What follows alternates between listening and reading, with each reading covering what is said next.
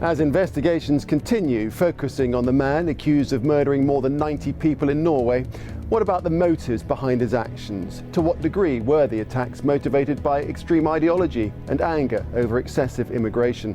And what about the impact on social integration in Norway and across Europe? This is Inside Story.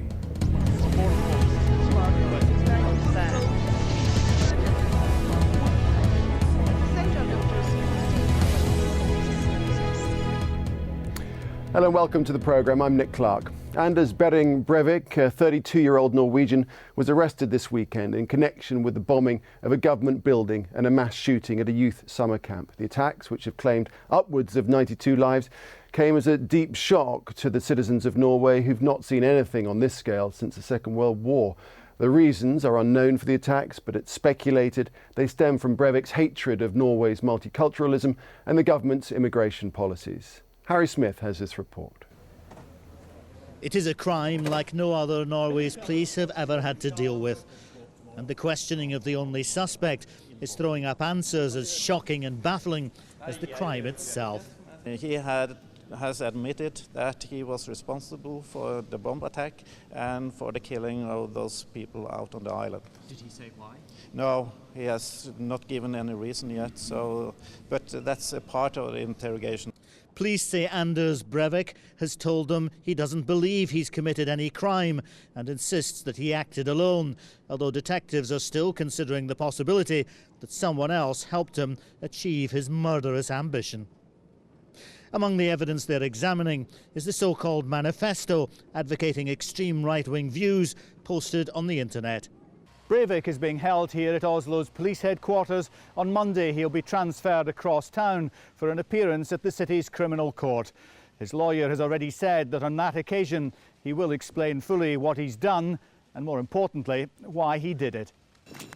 This is how Breivik's lawyer attempted to explain his client's state of mind. He has said that he believed the actions were atrocious, but that in his head they were necessary. He is willing to explain himself in a court hearing on Monday, to explain what he has done and why. With Oslo still a city in shock, troops remain deployed on the streets. The authorities say this is to allow police resources to concentrate on the task of sifting through wreckage for evidence and also trying to trace a number of people still listed as missing. Harry Smith for Inside Story. Well, joining us now are our three guests in Brussels. Georgi Gotev, a senior editor of Euractiv, that's an online news service. In Amman, Lena Larsen, a project director from the Oslo Coalition on Freedom of Religion or Belief. She's also the former president of the Norwegian Islamic Council.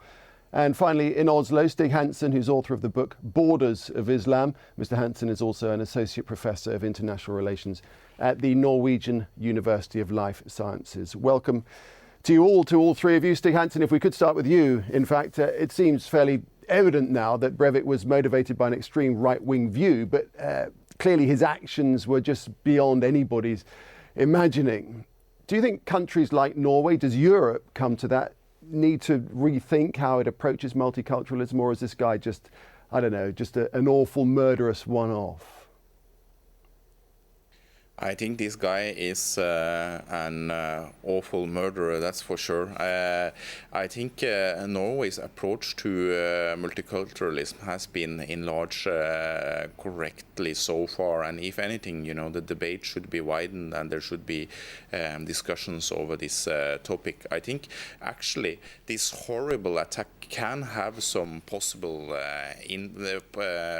positive impacts in Norway when it comes to thinking about multiculturalism more realistically. Norwegians, they know so people of all ethnic communities with Norwegian citizenship. They saw them actually in the armed forces patrolling the streets. They saw them as helpers in the Red Cross. This appeared on TV, so they see that people were trying to help each other across ethnic and religious lines, and this might have some positive impact. And I think also that it will potentially and hopefully discourage extremist views and extremist sympathies. They've seen the negative impacts of such views now, and it will be harder to voice such views in public. Lena Larsen, what do you think? Do you think there could be a positive impact that may emerge from this these dreadful events? Yes, absolutely.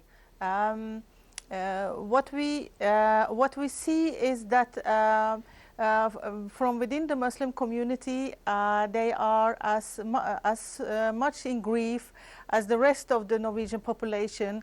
They feel they are part of the Norwegian society. It is their grief as much as the grief of the rest of the society. And also we see that actually when such an incident happened, it didn't come from Muslim actors. It came from another, from a right extreme trend. And as such, I think this could be a watershed, and we could start to discuss about terrorism, about security, about freedom of expression in a much more inclusive way and with one standard. Also I would believe that this would lead to right extreme trends. They should also be monitored with such scrutiny as Muslim has been monitored since 9th of September. Okay, and Georgi Gotev, it seems that Breivik acted alone, or at least with minimal assistance. So we can't really say that what happened is representative of a wider movement. Well, we don't know, actually. It's maybe the tip of the iceberg. Why do you think that? Why do you believe that? Well, what we see is the emergence of something called Christian fundamentalism. We all thought that when the blast happened in Oslo, we all thought that it was maybe Al-Qaeda.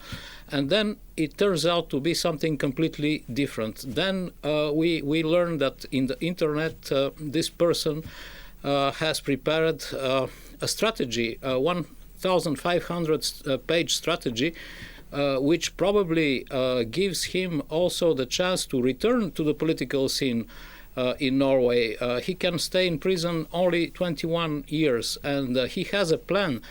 He wants to be a politician, he wants to have followers, and I think this is deeply disturbing. Okay, well, you mentioned this strategy, this manifesto. Let's take a look at that now. Breivik allegedly left behind an online detailed manifesto outlining his preparations. It's thought he's responsible for this document, though this is not yet confirmed. It was published online just before Friday's attacks. It's called 2083, a European Declaration of Independence. The 1,500-page manifesto and the included web video just rails against multicultural Europe, against Islam, and against mainstream politics. Its author gives advice on bomb making and how to become what he calls a martyr for the right-wing cause. Included are photos of a man looking very much like the Norwegian suspect, and its author gives himself the name Andrew Berwick. That's possibly an anglicised version of Anders Breivik. And the diary section ends with the quote, "I believe this will be my last entry. It is now Friday, July the 22nd, 12:51. And the quotes end. And 2 hours later, that massive bomb blast ripped through central Oslo. Lena Larsen, there is an appalling irony here, isn't there, in that if this is indeed his manifesto, he rails against the march of Islam, but yet is responsible for an atrocity that Al-Qaeda would relish. Yes, but what is strange here, he didn't attack Muslims. He attacked Norwegians, and he attacked youth members of the Labour Party, who would be the future leadership in our country. So his aim was to stop recruitment for the future of the Labour Party. So I think it is something strange, and it's something blurry here. And I would strongly take a position against speculating too much at this time, because we need to have the case investigated. We need to see facts in front of us in order to start to establish theories about what this is. Because if we start to speculate at this time, it could lead us into some unwanted discussion and some unwanted unwanted consequences in the Norwegian society. So we should not take it at the surface. We should be thorough, and we should wait until we have some more facts on the ground. Stig Hansen, what do you think? It's odd, isn't it, that he should choose to target so many non-Muslims to make his point? I think it's a big paradox also for Al-Qaeda that they also end up targeting Muslims as he did. You know, he's supposed to be a Norwegian nationalist, and the people he attacks are actually Norwegian. So this is a big paradox. I also saw now today that he claims that he was targeting the Norwegian Labour Party, and he feels that they have been promoting this form of multiculturalism that he was out to hit. I also have to add that the Norwegian police, the Norwegian anti-terror police, they have been aware of movement in the right side.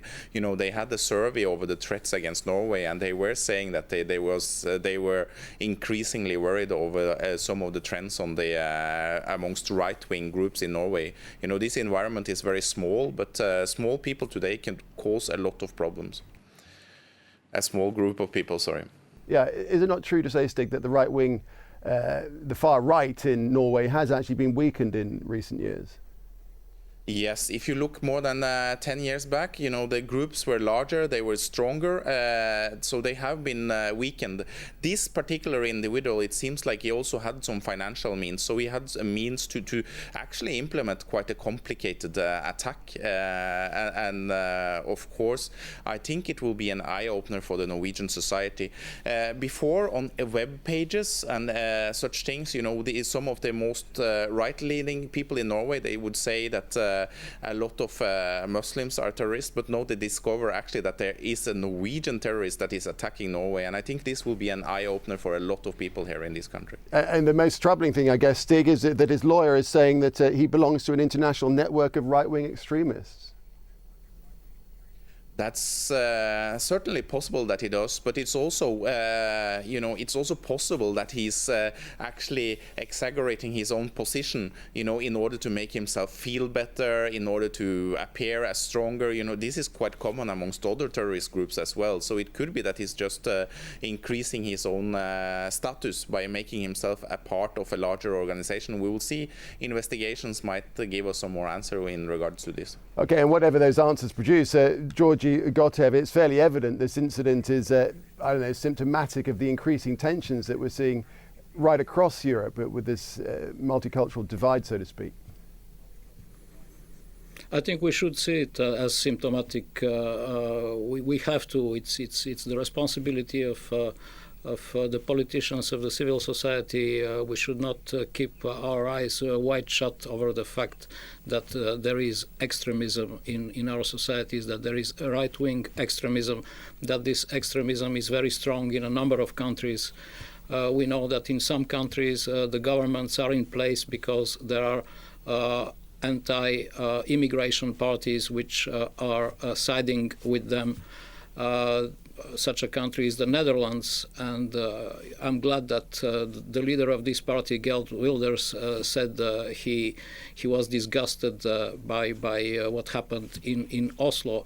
However, those people have followers who look very much like the 32-old man in Norway, and there are people like him in other countries as well.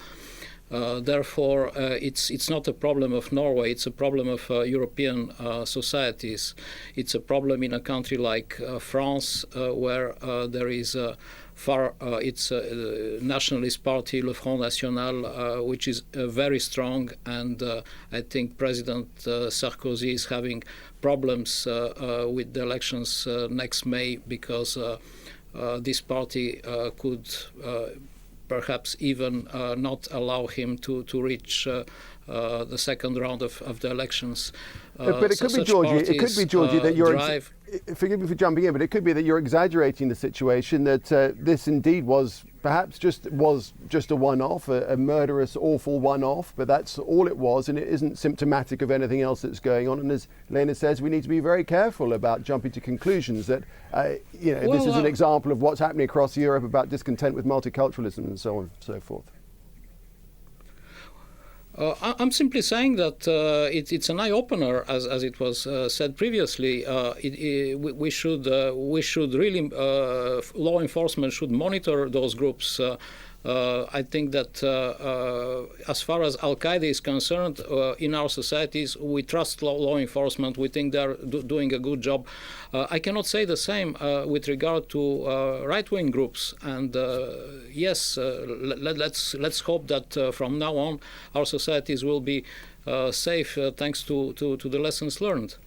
Stig Hansen, I can see you want to come in there. Yes, I want to partly agree with the last speaker. You know, definitively you can see other trends in Europe when it comes to the discussions over multiculturalism. You know, the challenge here is, as the last speaker said, you know, to monitor these groups and to keep an eye on them. And there has been some moves in that direction already. But another challenge is actually to try to include people in the fringe of those groups into society again. You know, so it's also a very hard balance of keeping an open discussion as well as hitting down on those groups who wants to do violence against society. And whatever we do, we also have to keep the open society. We have to keep these democratic traditions. And one thing that is at stake in Norway that I think few people understand is this openness that has been in the Norwegian society. You know, back in the 60s, you have the Norwegian king taking the tram without any guards because he was simply trusting the audience, the public, so much in Norway. I wonder if this is lost. I wonder there is a kind of lost innocence on behalf of the Norwegian society. But this is something I think Norwegians should fight to maintain, this feeling of unity and openness that has been there before. I really hope that this will not disappear because of this. Lena Larsen, if this guy really is some kind of counter-jihadist, so to speak, what is it that the Muslim community can do to try and appease people like him, to stop people like him becoming so agitated and angry and vicious? Firstly, I would not use the word or describing in any way at this moment, because we do not have facts about him enough to make a conclusion. But the Muslim community has been playing a positive role in the Norwegian society. I can mention the caricature crisis. Based on the ongoing dialogue with other actors in the Norwegian society, such as the Norwegian Church, and other, the Islamic Council is a member of the Cooperation Council of Religious and Lifestyle Societies, and have also had ongoing dialogue with other actors. And based upon this, it was possible to deal with the caricature crisis in a much better way than in Denmark, for example.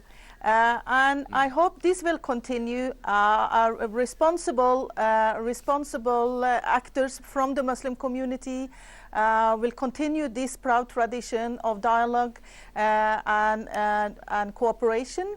And it can't be done more. But what I would add, that I think it's very important, is that this actor, if this is his manifesto, is speaking about multiculturalism, I would not just go into a trap or speak about the concepts that this actor can that could be his expressions. I would wait a little bit more and see, be a little bit more analytical about it. What we see is that, for example, in Belgium, where that was the first country where the niqab was banned.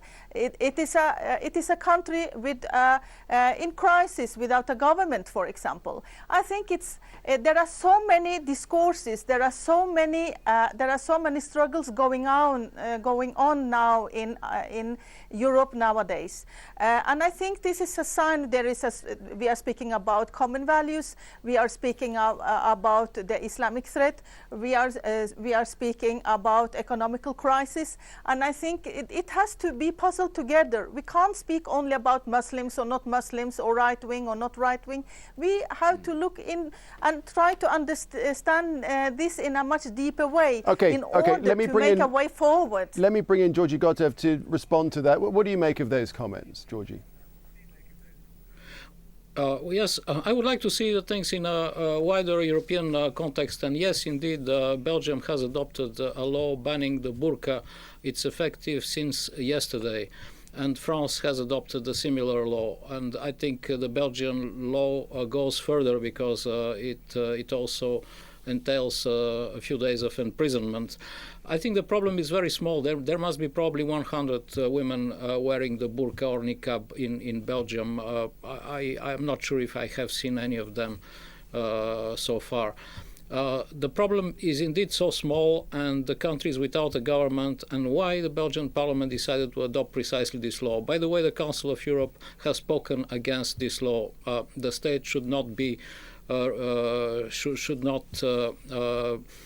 try to interfere in the ways people want to get dressed, is the position of the Council of Europe. I think that our societies will ask themselves many questions in the days to follow. The German Chancellor, Mrs. Merkel, said that the German multicultural model had failed.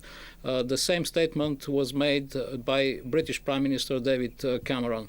Let's see why this multicultural system has failed, what has been wrong. Let's see if, for example, some children do not go to school, if this is one of the reasons. Let's improve the way those communities live. I think Europe has great success with integrating many ethnies and many peoples from across the world, and I think Europe needs immigrants, although the crisis appears to deliver a different message. All right, let me just bring in, we're coming towards the end of the programme now, so I just need to jump in because I want to bring in Stig Hansen again just before we close. I just want to get to that point about European leaders like Merkel, like David Cameron, talking about how the experiment of multiculturalism has failed.